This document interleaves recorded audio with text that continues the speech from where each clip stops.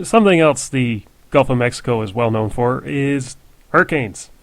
Yes, big, nasty hurricanes. Um, they come every year.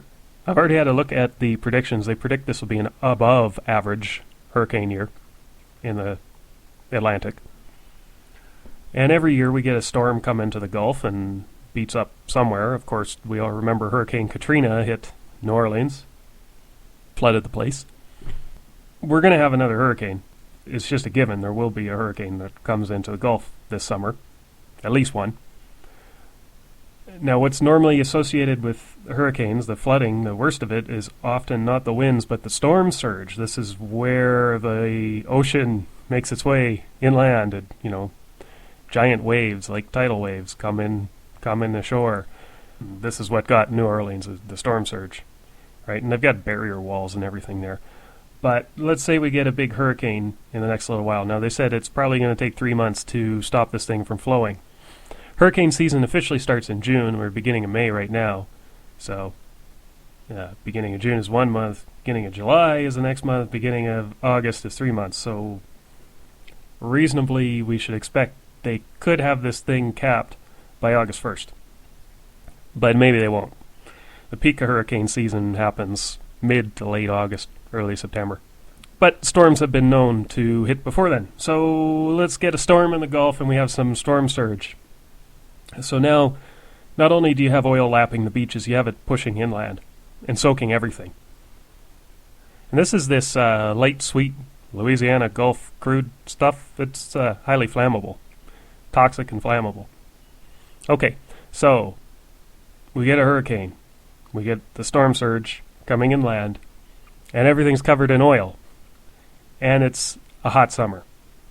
110, 120 degrees, 35, 40 Celsius. Because it can get that hot down there. Place is known for its lightning strikes as well. So you can have these towns that are soaked in oil in intense heat, being struck by lightning. We have cities on fire along the Gulf. Can you imagine that? You know what else is in these cities? You know what these cities are primarily known for? Well, these Gulf places, that it is the oil industry. There are refineries. Houston, for example. Houston, Texas is on the Gulf. Lots of refineries there. So let's say that they get a hurricane and a storm surge, and the refinery row, the outside of the refineries in Houston, are covered in oil. And fires begin. Can you imagine exploding refineries all along the Gulf Coast? Now let's think about what that would do to the price of oil, the price of gasoline. We're right at the beginning of a major shock here. As I record this, oil is trading about $87 a barrel. So we'll see what happens going forward there.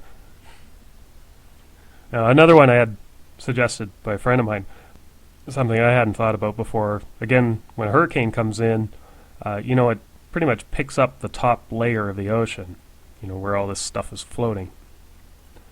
And you have a massive rainstorm and it comes inland, and sometimes inland quite a ways. Let's say a storm comes in and passes over Louisiana. Well, it's going to come up inland north to Tennessee, Arkansas, maybe Oklahoma,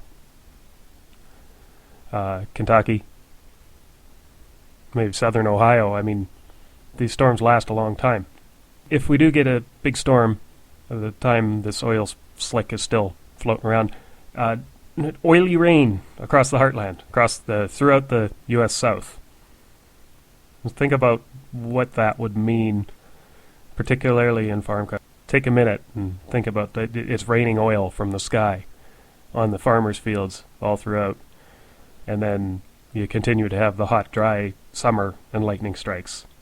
This thing has the potential to set the entire U.S. South on fire, and I mean literally on fire. I can't imagine what this does to the U.S. economy. That's the worst-case scenario, I guess. Poison cropland throughout the U.S. and burning cities all throughout the South. And, pricey commodities. So there's your worst case scenarios. I don't know if any of these things are going to happen, but it's a reasonable projection, which puts BP in the category of terrorists, if you ask me. Economic terrorists, environmental terrorists, call them what they are.